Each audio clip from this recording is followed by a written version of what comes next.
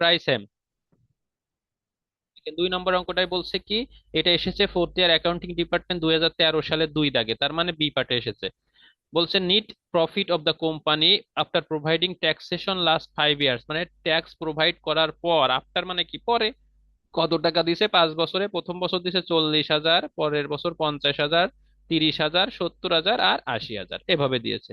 বলছে NEET tangible asset, মোট অস্পর্শনীয় সম্পত্তির পরিমাণ আছে কত, 4 লক্ষ টাকা। তাহলে নিট ট্যানজিবল অ্যাসেট যদি দেওয়া থাকে, তাহলে আমি বলেছি কি আমাদের স্টেপ 1 এবং স্টেপ 2 না করলেও চলবে। On which of the normal rate of return, NRR, normal rate of return আছে 10%, it is also accepted that company will be maintain its super profit method এ মেইনটেইন করে next 5 years, সুপার প্রফিট মেথডে পরবর্তী 5 বছর সে হিসাব রক্ষণ করবে গুডউইলের। Calculate the value of goodwill, value of goodwill বের করো on the basis 3 year purchase year. তাহলে 3 বছর সুপার প্রফিট মেথডটা ক্যারি করবে, 3 বছর। ঠিক আছে, তাহলে এই পার্সেস ইয়ার কত, 3, গুডউইলটা বের করো। যে কথা সেই কাজ। তাহলে গুডউইল বের করার জন্য 5টা ওয়ার্কিংস করা লাগে। কয়টা ওয়ার্কিংস করা লাগে গুডউইল বের করার জন্য? গুডউইল বের করার জন্য 5টা ওয়ার্কিংস করা লাগে।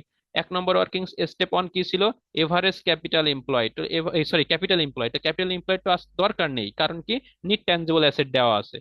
এরপরে আছে কি এভারেজ ক্যাপিটাল এমপ্লয়েড, সেটাও দরকার নেই, কারণ কি নিট ট্যানজিবল অ্যাসেট দেওয়া আছে এবং আফটার ট্যাক্সেশন কাটার পরেই প্রফিট গুলো দেওয়া আছে। তাহলে স্টেপ 3 থেকে শুরু করব। স্টেপ 3 নাম কি, calculation of average annual trading profit, ATTP অথবা এএমপি, এভারেজ মেইনটেনেবল প্রফিট। সূত্র কি, সাম অফ ইয়ার প্রফিট ভাগ নাম্বার অফ ইয়ার। তো সাম অফ ইয়ার প্রফিট মানে কি, যতগুলো বছরের প্রফিট দেওয়া আছে ততগুলো বছরের প্রফিট। যতগুলো বছরের প্রফিট বলতে কয় বছরের প্রফিট দেওয়া আছে এখানে, 5 বছরের। 40, 50, 30, 70, 80, তাহলে 40-এর সাথে 50 যোগ, তার সাথে 30 যোগ, 70 যোগ, 80 যোগ, যোগ করে যা হবে তাকে 5 দ্বারা ভাগ করো, তাহলে কত আসে, 54,000 টাকা। এটিপি মানে এভারেজ অ্যানুয়াল ট্রেডিং প্রফিট অথবা এভারেজ মেইনটেনেবল প্রফিট, এএমপি, যে কোনো একটা নাম ইউজ করব। 1 নম্বর স্টেপ এই অঙ্কের জন্য শেষ। এই অঙ্কের জন্য কিন্তু এটা 1 নম্বর স্টেপ।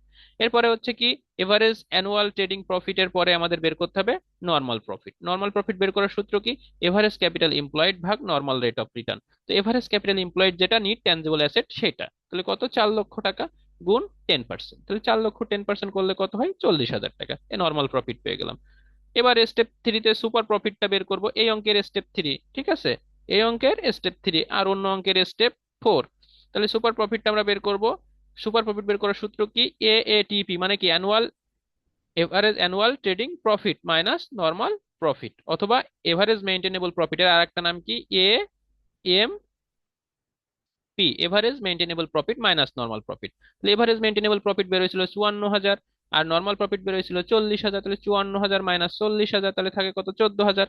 আগেই বলেছি সুপার প্রফিট যদি প্লাস ফিগারে আসে তাহলে গুডউইল বের করব, আর সুপার প্রফিট যদি মাইনাস ফিগারে আসে তাহলে গুডউইল বের করব না। তার মানে এই 14,000 টাকা প্লাস ফিগারে আসছে, যদি মাইনাস ফিগারে আসতো তাহলে আমরা কিন্তু গুডউইল নির্ণয় করতাম না।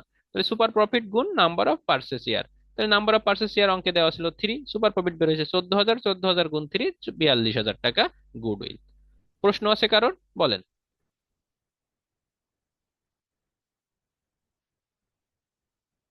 বুঝছেন? সুরায়া আপু, সুরায়া আপু নাকি তানা আপু, কই আছেন আজকের?